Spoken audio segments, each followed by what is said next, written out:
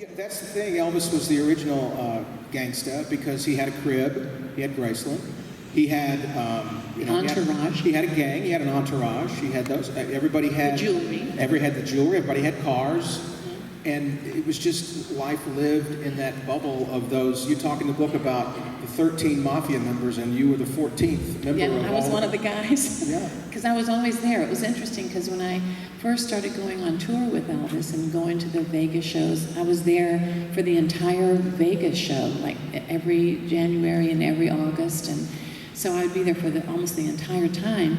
And he would say, honey, by the way, the wives never get to come, only the girlfriends. And I thought, well, okay, I don't think I want to be a wife then. yeah.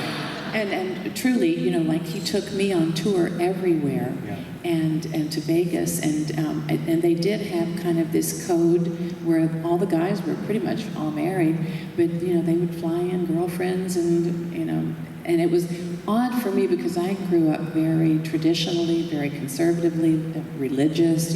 My parents, grandparents, everybody was married for 50 years. My brother Sam is celebrating his 50th anniversary next year, wedding anniversary.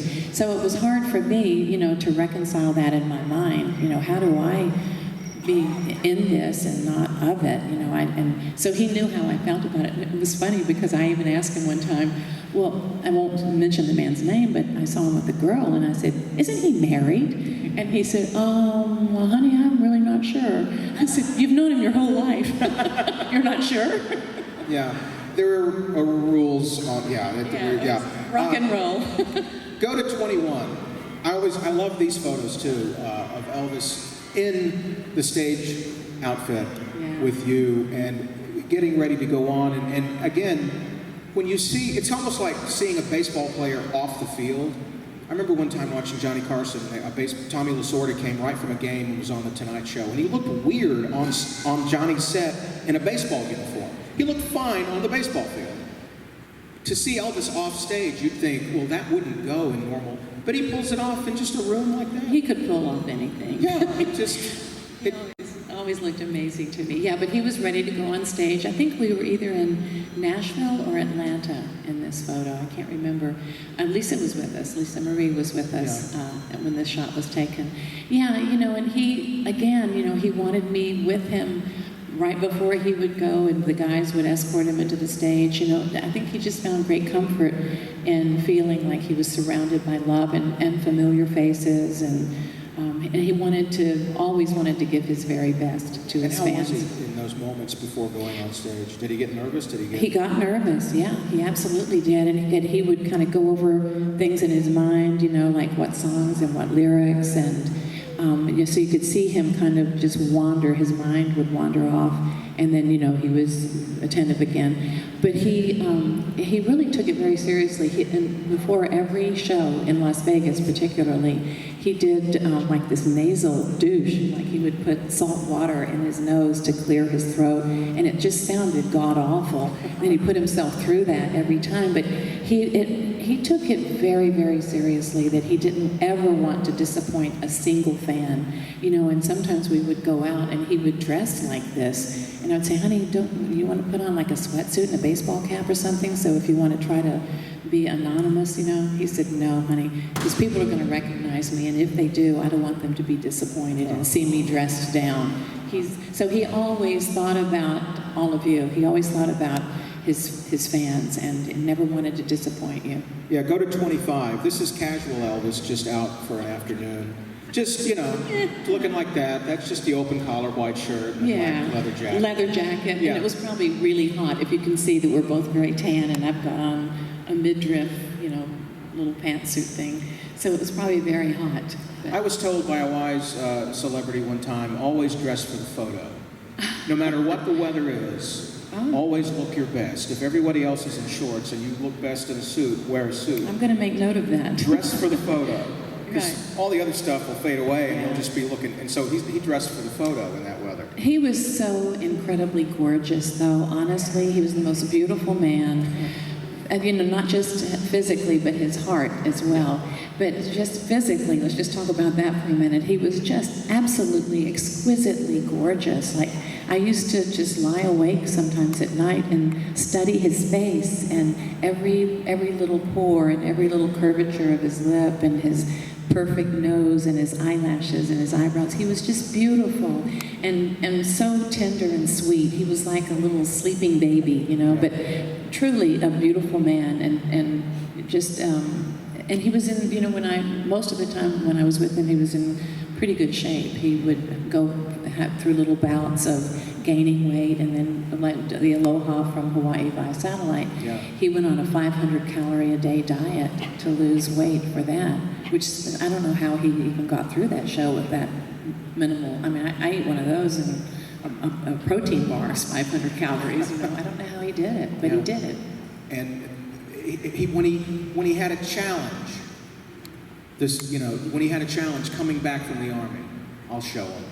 When he had the 68 comebacks, but I'll show him. When he had the opening in Vegas, when he had the Aloha, when he had that challenge, he was there for it. If it drifted, it tends to become routine, and it's hard to keep that up. And that's the difficulty of the kind of career that any musician had in the 70s. I mean, there were just not things in place to make life easy. Smartphones and computers, and even that make things so much easier for us now than they were then. Absolutely. And he was frustrated. I think particularly in the last months of his life, you know, he had done it all. He had conquered Las Vegas. He sold out every tour. And he really wanted to make a meaningful film. He wanted to have a great acting role. He wanted to tour Europe. He wanted to tour internationally. And I think he felt stymied. I think he just kind of felt stuck, like, you know, I've done everything that I can do, and he wanted to expand further. And, you know, people ask me, well, why Elvis? You know, why after 44 years after his passing is he still so iconic and people are still, you know, so impassioned by him? Because he was an original, and there aren't many originals. You know, he was, like you said, the original OG. He was the original Pimp Daddy, as Brody would say. But the innovator that he was in fashion, in music, and just in his style, and the way he lived his life, and being a role model for so many people. You know, he was one of the last originals. And you talked about your family being a Southern family, and sometimes I think we forget that Elvis's family was just this Southern family. You never got to meet Gladys. You heard a lot from people about him. Take us through some of the Presleys that were in the house. All of us have heard the legend of Dodger and Delta and Vernon, but you knew these people as true characters. Very, very much so. True characters, for sure. Well, Mr. Presley, I always called him Mr. Presley just out of respect, because, as you know, in the South we say yes sir, yes ma'am, and Mr. and Mrs. I always called him Mr. Presley. And he was kind of, you know, not an easy person to get to know, but we grew very close. And I remember one time on the elevator, he was very gruff and he didn't say much to anybody, you know, and he was very guarded and protective of Elvis, which was wonderful. But he only had a 5th grade education, and he was handling Elvis's finances. So he was, of course, you know, tuned in and focused all the time on that. But he and I were on an elevator one time, and I was always, you know, just kind of intimidated by him a little bit. He said, "Linda?" I said, "Yes, sir." And he said, "I think you're the kindest person I've ever met." I said, I just melted. I went, "What?" And he said, I used to think my aunt, an aunt that I have, was the kindest person, but after watching you for these years, I think you're the kindest person I ever met. That still sticks with me to this day and makes me want to tear up, because he did not give compliments easily like that. But that's the kind of hard-edged guy he was, and you know, that was. And then he came to my house after Elvis's funeral and sat at my feet and said, "Thank you for keeping my son alive. I know that I got more years with my boy because you were with him. I know the good care that you took of him." Yeah. And those are the things that you take with you in your life, and it helps you sleep better at night, and you know, makes you feel warmer when you think about someone. Aunt Delta, on the other hand, Aunt Delta was a piece of work. I went back a few years ago and saw Uncle Bester, and Uncle Bester was at the gate. I said, "Uncle Bester, is Aunt Delta still living?" He said, "Oh, hell yeah, that woman's too damn mean to die." And that was his sister.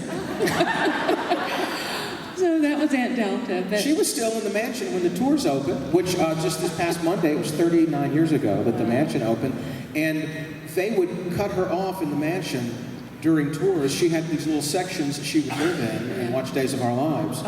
And she was a character. And I remember in the house one time on a tour, we saw a lady walking by outside the window, and she's walking a little dog. And I said, "Who is that?" And the tour guide said, "That's Aunt Delta. We don't mess with her." You don't mess with Aunt Delta, that's for sure. Yeah. But it really demonstrates the kind of human being Elvis was. He let his grandmother live with him. She was in his care always. Dodger, we called her, Minnie Mae Presley. So she had her own little bedroom, which I got to see yesterday, and it brought back memories for me. And she was as cute as she could be. She was in her 80s and would dye her hair black. And so you'd see her little roots come out, but her hair was dyed black. And she would squint her eyes, and she says, "Honey, I look like an old owl, don't I?" I said, "No, Dodger, you're beautiful." And she dipped snuff. I mean, that was Southern. She had a little can by her.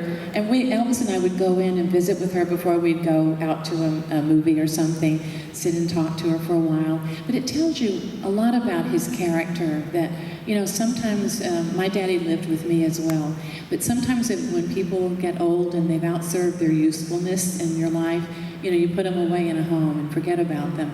And Elvis didn't do that. He brought his grandmother to his home, and Aunt Delta, God bless her, did take care of Dodger with us. So it just tells you something about how kind he was and how loyal he was to as a human being.